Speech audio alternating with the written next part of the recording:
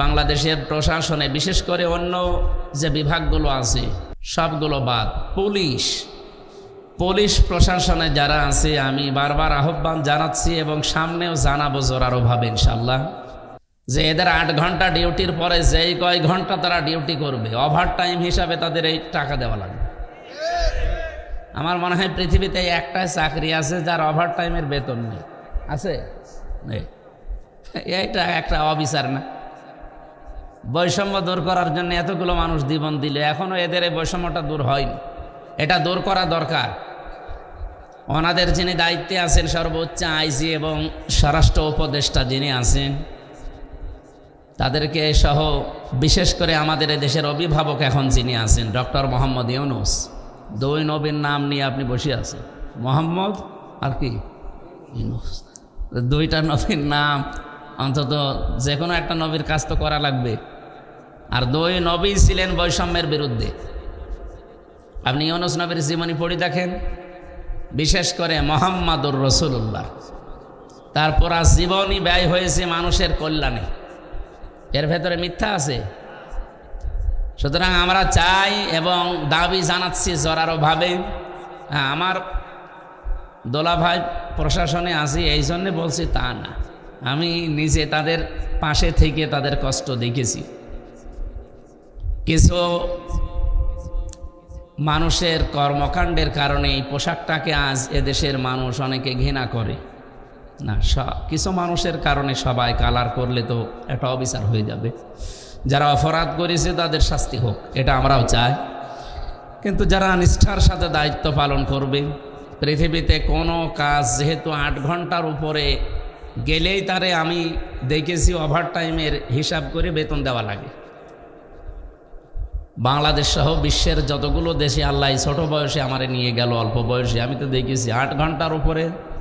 কাউকে যদি 10 ঘন্টা ডিউটি করা লাগে, হ্যাঁ 10 ঘন্টার পরে যা করবেন তার হিসাব করে টাকা দেওয়া লাগবে। আমরা চাই এটা যদি তাদের দেওয়া হয় তাদের দুর্নীতির সংখ্যাও কমবে।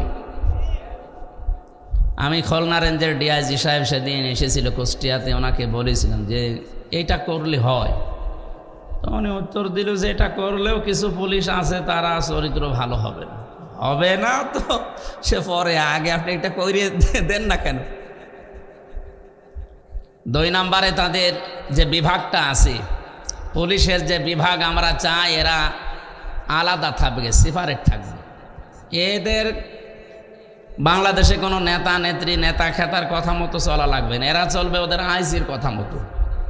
ওদের বিভাগটা আলাদা করে দিলে এই দেশটা দুর্নীতি মুক্ত করতে কোনো বিভাগ লাগবে না, শুধু পুলিশই যথেষ্ট।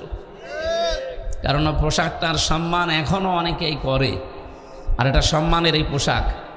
আল্লাহ তাদের 2টা চোখকে যে জাহান্নামে দেবে না তার হাদিস হচ্ছে যারা রাতের বেলা নিজের অপরাধের কথা স্মরণ করে কাঁদে, আর যারা জনগণের জান মাল ইজ্জত আবরু হেফাজতের জন্য রাত জেগে থাকে। বলেন সে যা দিনের বেলা 12টা থেকে এসে এখন 11:30 12টা বাজবে, তাহলে মনে 24 ঘন্টা আজকে তাদের ডিউটি পালন করা চলছে।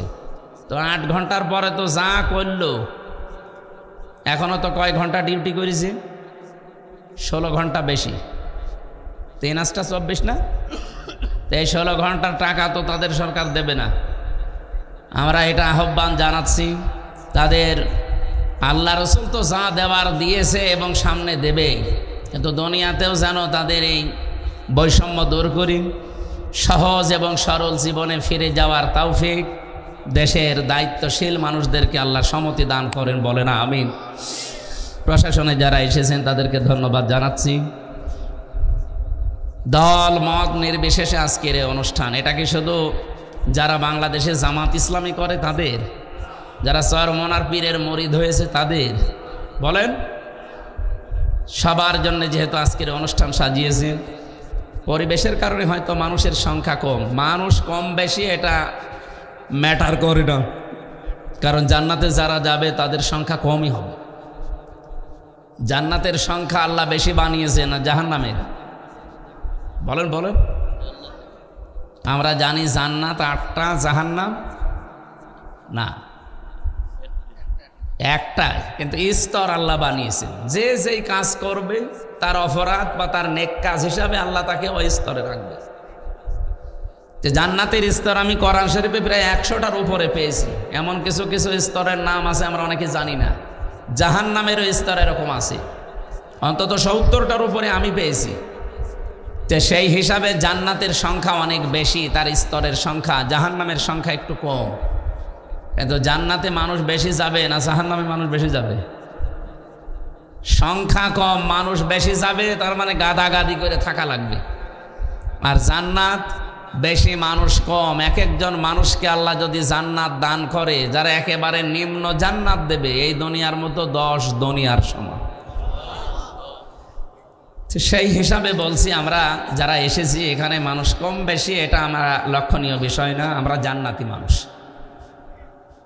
নবীজি যেহেতু জানিয়েছেন যেখানে কোরআন হাদিসের কথা হয় ওই জায়গাটা জান্নাতের বাগান হয়ে যায়, তাহলে নবীর এই কথা 100% মিথ্যা না সত্য?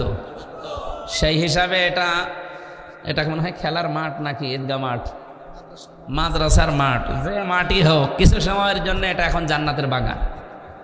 আর জান্নাতের বাগানে কোনো জাহান্নামী মানুষ আসতে পারে না। জান্নাতের বাগানে কোনো জাহান্নামী মানুষকে আল্লাহ ঢুকতে দেবে না। খালিদিনা ফিহা লা ইয়াবগুনা আনহা হিওয়ালা। কোরআন জানিয়েছে যদি আল্লাহ জান্নাতে কাউকে প্রবেশ করায়, তাকে আর কোনোদিন আল্লাহ বের করে দেবে না, আর সে বের হতেও চাইবে না। তো এটা যদি জান্নাতের বাগান সত্যি আমরা বিশ্বাস করি, জাহান্নামী কোনো মানুষ এখানে আসতে আল্লাহ দেবে? বলেন। তার মানে এই আয়াত এবং হাদিস দ্বারা বিশ্বাস করতে পারি এটা যা আছি আমরা সবাই জান্নাতি না। আজকে থেকে আর নামাজ কালাম দরকার নেই, জান্নাতে তো চলেই গেছি না। জান্নাতে চলে গিয়েছি, টিকিয়ে রাখার জন্য আপনাকে মাস্ট বি, অবশ্যই এই পৃথিবীতে নামাজ রোজার যে শিক্ষাগুলো আছে এখানে নেওয়া লাগবে। যেহেতু এটা মাদ্রাসার মাহফিল, বিশ্বনবী জানিয়েছেন মান ক্বরাআল কুরআনা ফাস্তাযহারাহু, যে ব্যক্তি কোরআন পড়ে আর কোরআনকে এজহার করার চেষ্টা করে। এজহার মানে আমরা এই যে মাদ্রাসায় মনে হয় এনারা পড়ায় যে এজহার, একলাব, এদগাম, একফা পড়ায় না? এজহার মানে শুধু স্পষ্ট না, এজহার মানে বিজয় করা, এজহার মানে দাঁড় করানো, এজহার মানে কায়েম করা, এজহার মানে স্পষ্ট করা তো আছেই। তাহলে এজহারের যতগুলো অর্থ আমরা পাই প্রায় 33টার উপরে আছে, আমি পেয়েছি। তার একটা অর্থ হচ্ছে এজহার মানে বিজয়ী করা। কোরআন যারা পড়ে আর কোরআনকে বিজয়ী করার জন্য চেষ্টা করে, এ বাংলাদেশে কি সবাই এই লাইনে আছে? এই জবাব দেন। এটা ক্লাস চলছে কোরআনের, আমার বিশ্ববিদ্যালয়ে আমি এভাবেই ক্লাস করেছি। বিশেষ করে ডক্টর লোকমান, ওনার এক একটা শব্দের ব্যাখ্যা এইভাবে করত। এই জন্য কখন 45 মিনিট চলে যায় আমরা টেরই পেতাম না।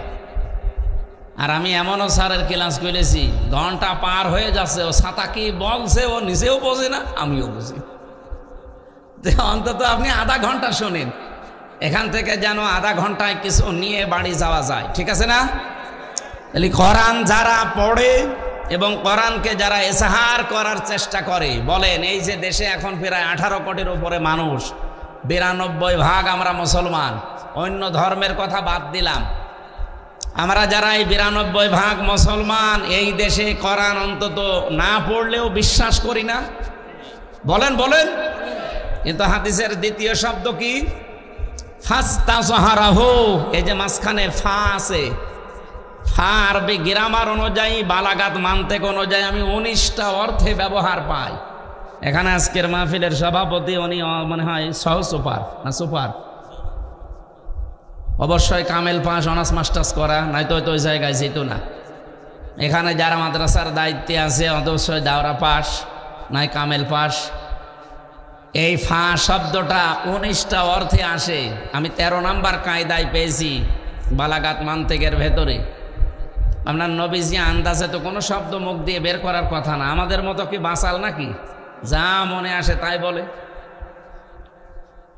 ওমা ইয়ানতিকু আনিল হাওয়া ইন হুয়া ইল্লা ওয়াহয়ুন ইউহা। বিশ্বনবী কোনো কথা বলেন না যতক্ষণ জিবরাইল তাকে কিছু না বলে। জিবরাইল ওই পর্যন্ত একটা কথাও আমাদের সামনে, নবীজির সামনে বলে না যতক্ষণ আল্লাহ জিবরাইলকে বলতে না বলে। তার মানে নবীজি যা বলেছেন কার কথা? ডাইরেক্ট ইনডাইরেক্ট সব আল্লাহর কথাই। কোরআন শরীফটা ডাইরেক্ট, আর নবীজি যেগুলো বলেছে হাদিস আমরা মনে করি ওটা ইনডাইরেক্ট। মাতলো গয়রে মাতলো বলা হয়। একটু ভালো করে খেয়াল করেন, ফাস্তাযহারাহু এ শব্দের মাঝে ফাটা কেন দিয়েছেন তিনি? কোরআন শুধু পড়লেই হবে না, কোরআন যদি কেউ চারটা বিষয় খেয়াল করে পড়ে, কোরআন যদি কেউ শুদ্ধ করে পড়ে, এখানে যেহেতু করা শব্দটা এসেছে, আমি ব্যাখ্যা পড়তে গিয়ে দেখলাম পুরা কোরআন শরীফের ভেতরে কোরআন পড়ার ব্যাপারে আল্লাহ তিনটা শব্দ দিয়েছেন, গরা, রাতালা আর তালাওয়া। এই তিনটা শব্দের অভিধান দেখেন, চারটা বিষয় পাবেন। আমি অনেকগুলো অভিধানের কিতাব দেখেছি, এর অর্থ বের করার পরে পরে মিলালাম তাফসিরের সাথে হাদিসের সাথে, পুরাপুরি আমি পাইনি। ডক্টর জাকির নায়েক, ওনার 13 খণ্ড লেকচার আছে, এগুলো বাংলায় ডাবিং করা ছিল। পরবর্তীতে আমি একটা লেকচারে দেখি এই শব্দের ব্যাখ্যায় তিনি চারটা বিষয় নিয়ে এসেছেন। কেউ যদি কোরআন শরীফ শুদ্ধ করে পড়তে চায়, কমপক্ষে তার চারটা শর্ত মানা লাগবে। 1 নম্বরে তার শুদ্ধ করে পড়া লাগবে। কি করে? 2 নম্বরে ওটা বুঝতে হবে। 3 নম্বরে ওটা জীবনে সে যেন মানে।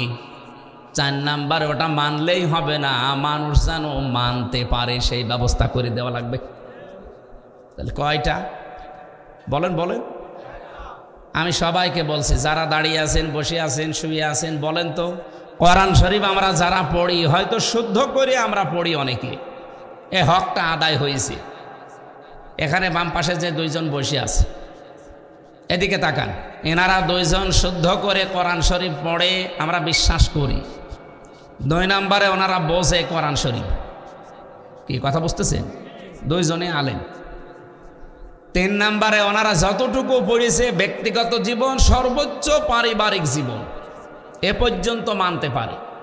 সামাজিক জীবন, অর্থনৈতিক জীবন, রাজনৈতিক জীবন, আন্তর্জাতিক জীবনে মানা ওনাদের না, ওনাদের বাবাদের দ্বারাও সম্ভব এখন। বলেন বলেন? তাহলে শর্ত পেলাম কয়টা? না, এভাবে তো ক্লাস করা যায় না। আপনাকে কে বলেছে? আমি বলেছি আপনাকে বাতাস দিতে? নিয়ে যান, কিন্তু নিয়ে যান। এত কষ্ট করে আয়োজন করেছেন, একটা জিনিস বোঝেন না সেজন্য। সে ক্লাস করছিল লোকমান স্যার, যেটা 1 ঘন্টা 45 মিনিট ক্লাস করার পরে যেটা বলতে না পারবে, ওরা সে হাই বেঞ্চের উপরে কান ধরে দাঁড় করিয়ে রাখবে। এইরকম করলে এ ক্লাস ঠিক মতো করছে। এই যে এখানে আবার গল্প করছে, এই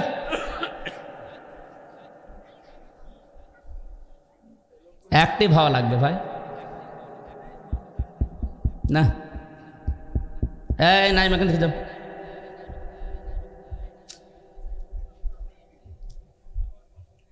বারো বাপের 13 ছেলে তো, এক একজন এক এক রকম। এ ছাতা ক্লাস করা মানে খুব কঠিন। এ স্যাররা ক্লাস নেয় সব এক মাপের ছাত্র। ক্লাস 9-এ 10-এ অবশ্যই ক্লাস নেয়, সেখানে সব এক মাপের। কিন্তু আমরা যে ক্লাস করি, যে কি ঝামেলা আছে স্যার। একটারে দেওয়া হয়তো 80 নাম্বার, আর একটারে 2 নাম্বার। সে এক ছাত্র এসে ব্যাগ, বই, খাতা যা আছে সব এসে বলছে হেড স্যারের কাছে, স্যার হয় ছুটি দেন, নাই আমি গেলাম।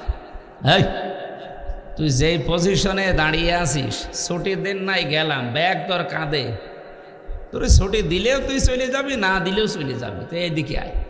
তোর রোল নাম্বার কত? বলছে স্যার 82। ক্লাসে ছেলে মেয়ে কয়টা? বলছে 82টা।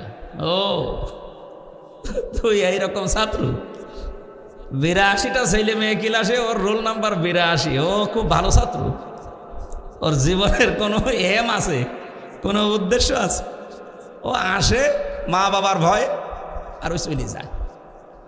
এরকম ছাত্র হলে হবে? তো অ্যাক্টিভ হয়ে শোনেন তো, ওনাদের যে 2টা শর্ত পর্যন্ত শেষ, 3 নাম্বারটা মানতে পারছে। কত দূর মানতে পারে? ব্যক্তিগত জীবনে, পারিবারিক জীবনে।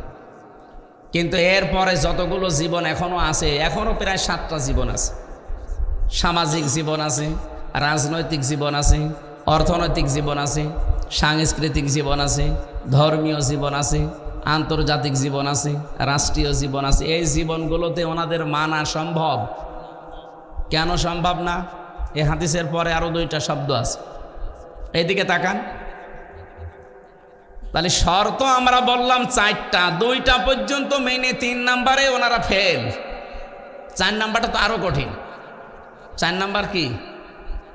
শুধু নিজে মানলেই হবে না, মানুষ যেন মানতে পারে সেই ব্যবস্থা করে দেওয়া লাগবে।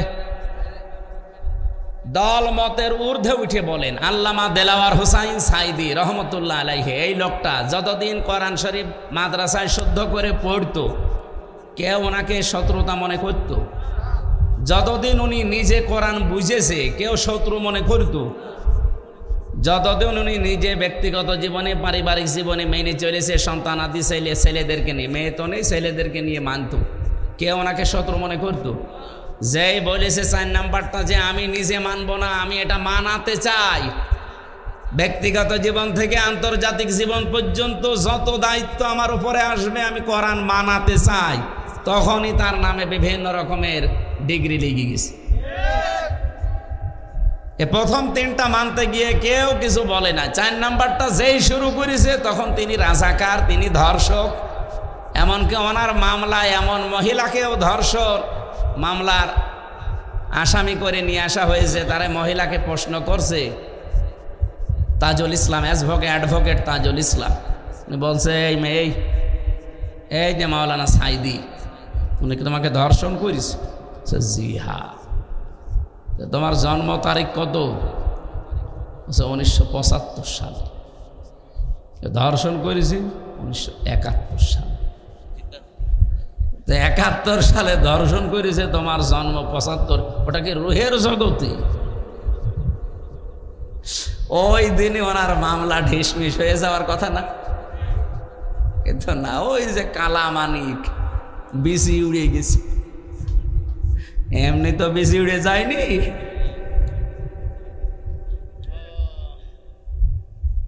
লোকটা আমার মনে হয় যদি বেঁচে থাকতো আর আজকে যদি মাগুরায় আসতো, এই কয়জন মানুষ হইতো না? মাগুরা না বাংলাদেশের কোনো একটা ময়দান আছে যেখানে জায়গা দেওয়ার মতো? জালেমরা এমন একটা কাজ করে দিল।